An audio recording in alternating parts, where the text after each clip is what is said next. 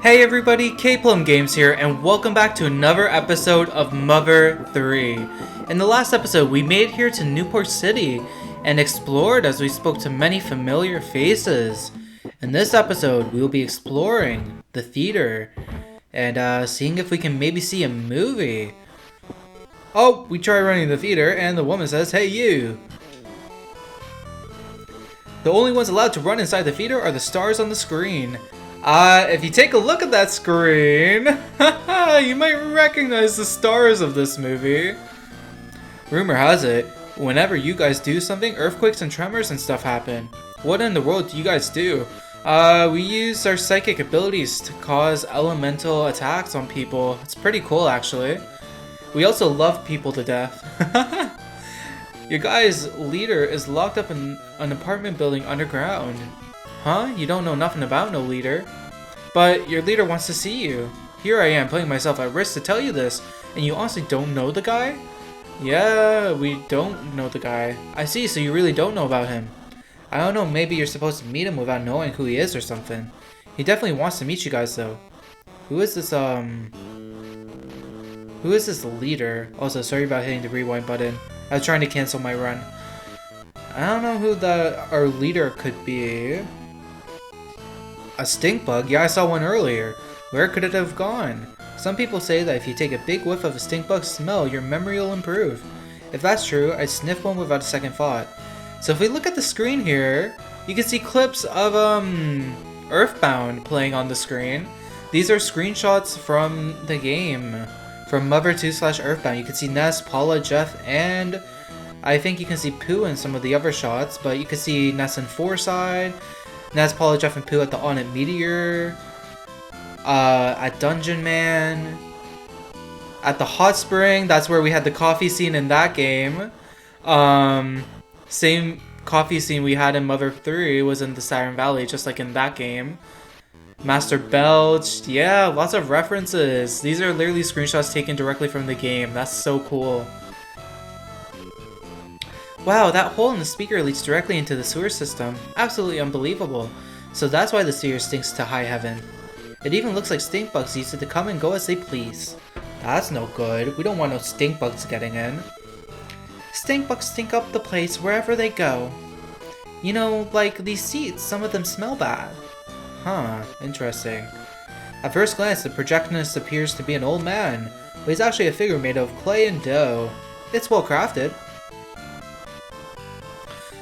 At first glance, it seems like this might be a movie-loving boy named Toto or something, but he's actually just a figure made out of clay and dough holding a bucket.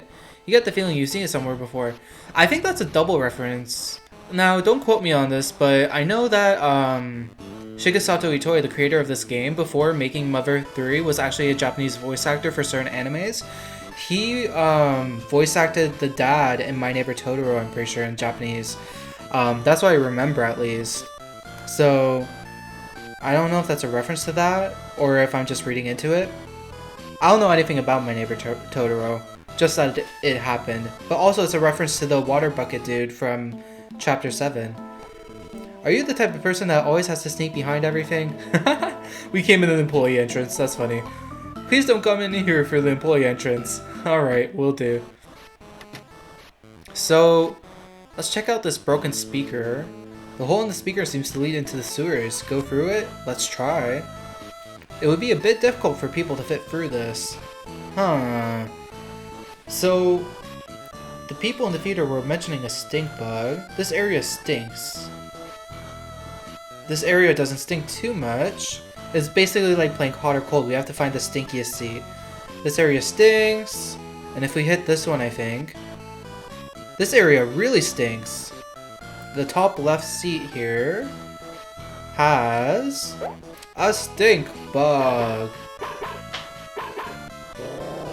Boney's growling at it.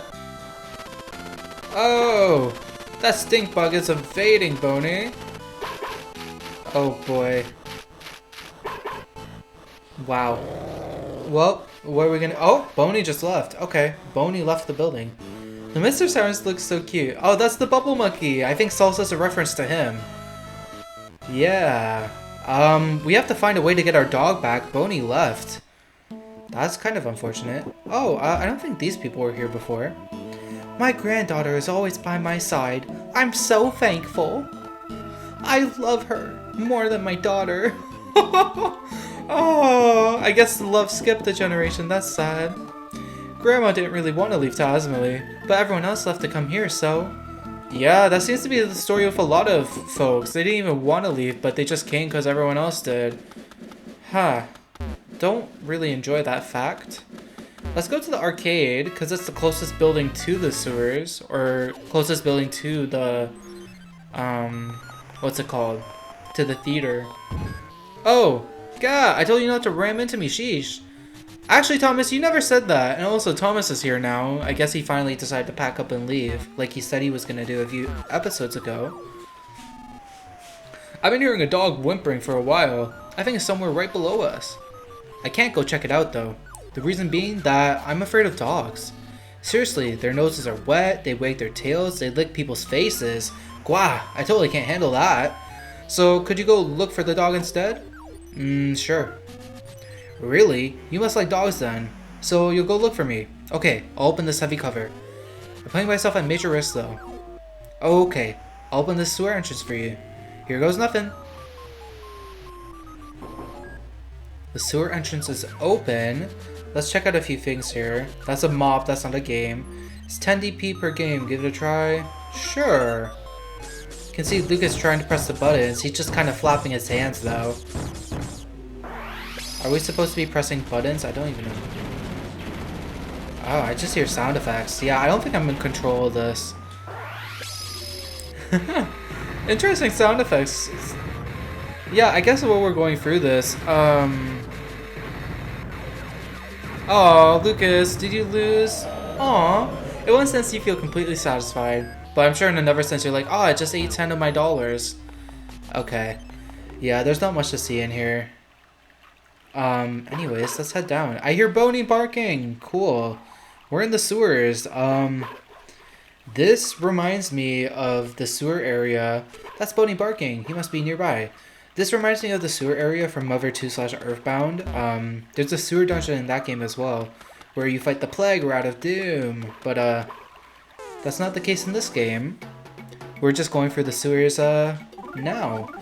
And now that Boney's left the party for this period of the game, I can finally say this fact, which is kind of funny to me. Chapter 5, the Thunder Tower chapter, is the only chapter in the game where we have our full party of 4 intact for the entire game. In literally every other chapter, there is a point where we don't have at least one of our party members. That's kind of funny to me. It's nice to get in some battles though, because we didn't do any battles in the last episode. Oh, nice! I'm really happy we got a 16 hit with Kumatora, because her electric guitar, for whatever reason, I have a harder time getting combos with it. Her instrument distracts me more than the other ones. A secret herb? Oh, nice. We can definitely use all the revival items we can get. I mean, now that we have Healing Gamma with Lucas, it's not like that big a deal. Oh, and we have the Putrid Moldy Mans. These are actually references to Earthbound as well. These enemies were in Earthbound, which is pretty cool. Spread its wings. Also, I could just go like all out with my PSI because there is a hot spring coming up. I probably should. Kumatora got poisoned. Oh my gosh. Let's try PK Starstorm for fun. Because I'm curious to see how it does against these guys. I want to see how much damage it does. PK Starstorm! Holy crap! 700 damage! Almost 800. Oh my goodness gracious on a Tuesday. That's awesome. But yeah, it uses so much of your PP up, so don't spam it or else you will have no psychic points. Let's use Healing Alpha on Kumatora. Yeah. Okay. So yeah, let's just keep heading forward. And let's talk a little bit about the Porky reveal from last episode, because I have a few things to say about it. Yeah, so the Porky reveal in the last episode, usually in JRPGs, I'm not a huge fan of when there's a like huge villain that's been pulling the strings and they're revealed in the 11th hour. That's not usually something I'm very fond of, but with Porky, I think it kind of works actually. This narrow dark hole appears to lead into the movie theater. Try going through it? We can try, but we're not gonna fit. Yeah. But anyways, as I was saying, I think that with Porky Minch, the 11th hour antagonist actually works.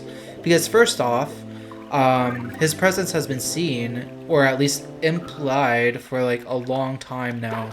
Like, there's been implications of his presence, although subtle, even as early as episode... Oh my god. Even as early as chapter 1, there were like hints to his presence. Saltwater gun in this trash can. This one's an anime. So, the earliest like implication you get for Porky being in this game is after you fight the reconstructed caribou in chapter 1 when you're playing as Flint. There's a notebook that you can find after that fight, and the notebook talks about the Chimera Project. And now we do see the Chimera Project play out over the course of the game. But at that early portions, the Chimera Project just talks about,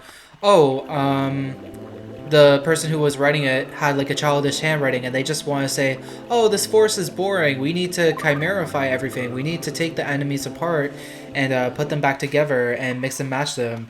Kind of like Sid from Toy Story. I think I made that reference even as early as chapter 1. But it's implied that that notebook that you see in chapter 1 was actually written by Porky, because it had a childish handwriting, and it was very like, you know, the writing fits with Porky's writing from Mother 2/Earthbound. He he didn't miss any character beats, we'll say that much. If you go and look at the writing, it's very heavily implied that it was him that wrote it. And now, that's a detail that you wouldn't catch, probably, if you never played Mother 2. So, it's one of those things that, like, I caught it because I played Mother 2 and also because I was looking out for references like that. But, you know. And, like, that's not the only thing that would, like, reference him being in the game. The fact that there's a pig-masked army at all is supposed to be kind of like a veiled reference to his existence. Because Porky, inherently, is a very self-centered character. He's very, like... He's, what's it called? A narcissist. That's the word. He's a narcissist. So, for him, creating a pig-masked army, because his name is Porky, get it, pork, it's feeding into his narcissism. So the fact that the main antagonists are pig-masked, it's supposed to be a reference to Porky. The only issue with that, the only reason why that doesn't work entirely well, is because his English name is Pokey, so people who played Mother 2 in English would not get it. But that's supposed to be another reference to his name. I think that's one of the references that goes over better in the Japanese version. Anyways, we're in this apartment-looking complex. That guy from earlier actually referenced an apartment complex. Interesting. Huh. The other, like, really big tip as to Porky's identity, so, Porky is King P. I think that that's not a spoiler, like, that's pretty much been established at this point. Oh! It's a letter from all the way back in, chapter 1, I think, was one of the last times we saw him. But, so yeah, Porky is King P. King P's theme is actually Porky's theme. And when we were going through the Thunder Tower, you could see King P's room, the one where we fought Little Miss Marshmallow. It has so many references to Earthbound. So it implied that King P's identity was that of an Earthbound character. And that just so happens to be the case. Woof woof. I chased after a strange smelling bug and somehow wound up here. Boney joined your party. So yeah, chapter 8 is really one of the first times we're really connecting the two games. Woof. But never mind that. Look what's in this next room. Because Earthbound connects Mother 1 to Mother 2, and Earthbound also connects Mother 2 to Mother 3. Mother 3 and Mother 1 don't really have a connection to each other, but Earthbound is definitely like in the mix there, connecting the whole franchise together, even if it's loose connections. But Porky's existence and Dr. Andonut's existence are the threads that connect the two games, and well, we have a scene that's about to come up that's going to hopefully give a little more context. Let's just head in. And let's talk to Letter.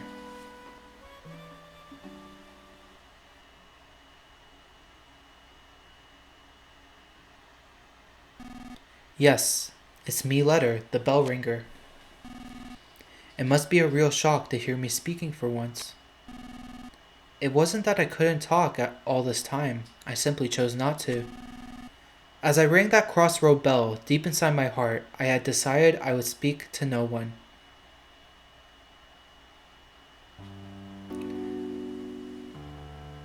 Oh wow. But the secrets I've been guarding are now starting to leak out. Lucas, the time has come to tell you everything. What I'm about to tell you, you might not want to know. Even so, you absolutely must hear it. It will be a long story, but please listen to all of it. Before we get too far into this scene, I just want to mention that the song that plays during this part is Clair de Lune, which is a super famous classical piece of music.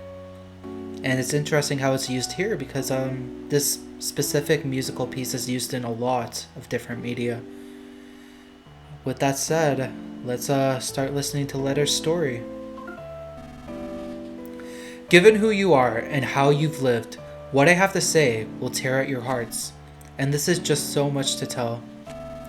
So I've decided to have the stink bug trembling behind me memorize everything I say. Ready, Mr. Stink Bug?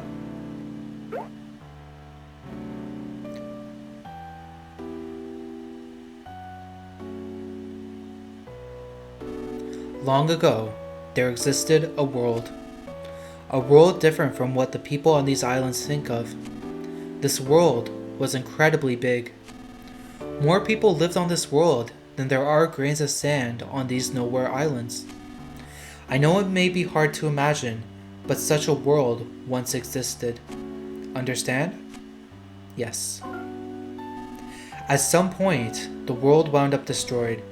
Naturally, it was humans who destroyed it. In the back of their minds, everyone had an inkling that it would happen at some point. And then it really did happen. And so, the world is no more. Everything so far has been about the end of the world. Did you understand all of it? Yes. Just before the end of the world, a white ship came to these islands. On it were all the people of Tazmily village. Yes. Aboard the white ship were those few who had managed to escape the world. The people on the ship still went by their names from the previous world. This white ship plan had been set in place before the world was destroyed. And although they're part of the world, these nowhere islands are a special place. They were the one place that would remain even if the world was lost. The one and only place where people could survive. And so the white ship arrived at these islands. Everything so far has been about the white ship. Did you understand all of it? Yes. Have you committed everything so far to memory, Mr. Stinkbug? The reasons these islands are special is because they harbor a giant dragon nearly as large as the islands themselves. Long, long ago, people lived together with the dragon. However, at some point in time, the people and the dragon could no longer coexist. So using the 7 needles, the dragon was placed into a long, long sleep. By the ancestors of the Magypsy people who have lived here since ancient times. Ever since, the Magypsies have guarded the needles in an effort to prevent the dragon from being woken until its power is truly needed. Thus, until the time of its awakening, The dragon continued to sleep as the power of the earth itself. And so, because of the tremendous energy of the dragon hidden deep below, these islands were protected from the end of the world. Everything so far has been about the dragon and the Magypsies. Did you understand all of it? Yes. Those who came here aboard the white ship feared another end of world more than anything else. They felt that the world's destruction was a direct result of the way they had lived. The people of the white ship discussed things at great length. They shared their wisdom and spoke with grave seriousness. And then they arrived at their conclusion. They decided to completely erase everyone's memories of the previous world and start their lives over with new rules and new roles. Yes, in short, everyone would play out the ideal story that they had come up with. That is what happened. The people would restart their lives in a simple, peaceful village, in the kind of place they wished they had grown up in. They would erase their memory of everything, the world, their belongings, their rules, and then they would begin their new lives. Everyone's old memories would be reset and replaced with their newly created story, and thus the village of Tazmily came to be. However, it was necessary to record the fact that the memory replacement had taken place. The hummingbird egg was the device used to store the memories of the white ship people. Wes and his son Duster, both playing the roles of thieves, were set to take action should a dangerous situation occur. Remember when they went to Oso Castle? They went there to retrieve the secret of the people of the white ship. And there's one other thing. Me. It was essential that one person retain memory of the previous world to sort of keep watch over things. I was the only one in the village of Tazmily who wasn't given a role in the new story. The sound of my bell served as a suggestion to keep everyone's fabricated memories from reverting. My name, Letter, comes from the word leader. No, that doesn't mean I was anyone special. It was just that I was particularly taller than all the others. So, upon discussion, I was selected because it would be easier for me to stand out. Being so tall, people would want to come see me, you know? And so, I was given the role of revealing these secrets when the time truly called for it. Everything so far has been about those who lost everything. Although Tazmily Village exists in reality, it was originally created as part of a story. I know this may be difficult to believe, but do you understand so far? Yes. Let me also talk about Oso Castle. Apparently long ago, a kingdom existed on this island centered around the king of Oso. However, when we arrived on the white ship, the people of this kingdom were gone. It seems they had left the islands, fearing the dragon's eventual awakening someday. Before boarding the white ship, Princess Kumatora was an infant who had lost her mother and father. Upon coming to these islands, she was given to the Magypsies to raise, and given the role of Princess of Oso Castle. Wes and Duster, being her retainers, was another part of the fabricated story. Oso Castle is one of the few and precious relics of this island's past. We crafted our story in haste, so the people inside it have very little past or history. Have you noticed no one in Tazmily can talk about things from 100 or 1,000 years ago? In truth, we have wanted to create an entire plethora of myths and legends. But our story was made in such a hurry that we weren't able to. It's a real shame. I'm sure that much of what I'm saying you'd rather not hear, but it's the truth. Have you listened to everything so far? Yes. Have you committed everything so far to memory, Mr. Stinkbug?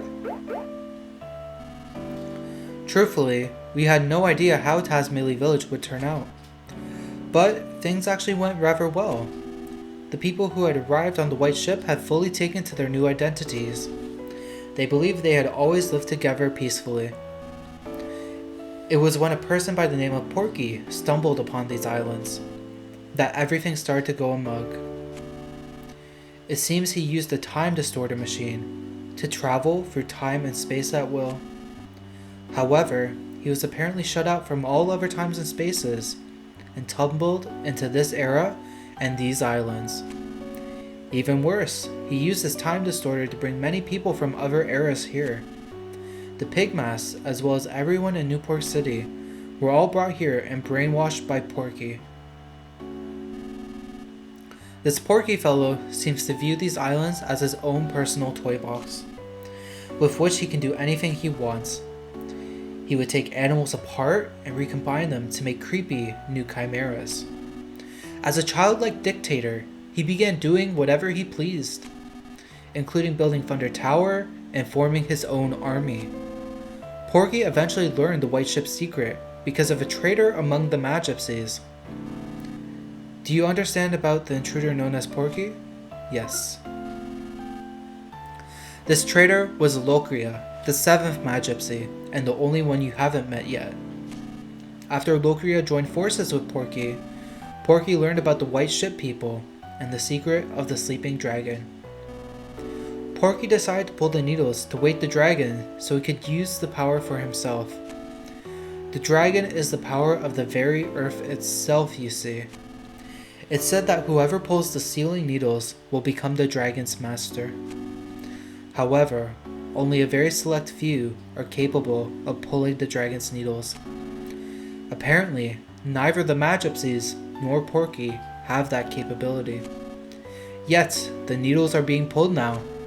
That means Porky is somehow controlling someone who can control the dragon's power. We have to put a stop to Porky's antics. If we don't, the world will be completely destroyed again, and it will spell the true end for everything.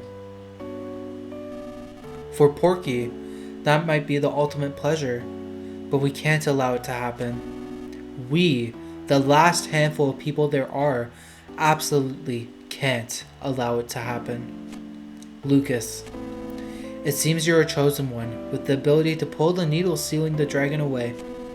You must pull the dark dragon's needles with your own hands, and pass your heart on to the dragon. Let this be my one and only order to you as your leader. Do you understand everything about the dragon's awakening? Yes. I hear that 6 of the dragon needles have already been pulled. Deep in the earth, the dragon is likely beginning to stir from its sleep now. Supposedly, the last needle is somewhere here in Newport City. Porky has been gathering everything that lives on these islands into Newport City to prepare for the final needle's pulling. It's possible that he's planning to hold one final twisted party. But now is our chance to change this looming crisis into a golden opportunity. All things may come to an end, or new and bountiful things may begin. Wouldn't you like to help that happen? Lucas, you were once a weak, fragile boy, but now you've been given a tremendous role to fulfill. Now that you know everything, including everything I'm sure you'd rather not know, the time has come for you to save the future of all life as we know it. God won't make you bear more than you can carry. I'm sure you've heard that phrase before. Know that you aren't fighting alone. Everyone, and I do mean everyone, will lend you their support. That was a long story, but that is the end of everything I have to tell you. Did you understand it all? Yes, we have. Only the Magypsies really know the needles' locations, so I don't know where to find them. But from the way Porky and the others have been acting, I would say they're now very close to reaching the 7th needle. Please, Lucas, be the one who pulls the final needle. Porky issues his orders from the 100th floor of the Empire Porky building. Start by jumping into the fray and storming the building. After that, you can start looking for clues. It's been such a long time since I've spoken to anyone, and now I'm exhausted. This stink bug should remember everything I've just said. Take him with you. That way, if you happen to forget anything I've said here, you can ask him to repeat it. Will you go with them, Mr. Stinkbug?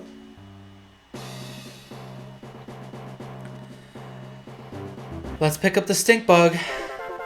We got the stink bug's memory. Oh boy, that was a lot. Next time on Mother 3. With all of that information now in our hands, we take the fight to Porky. Thank you so much for watching, and I'll see you all in the next one.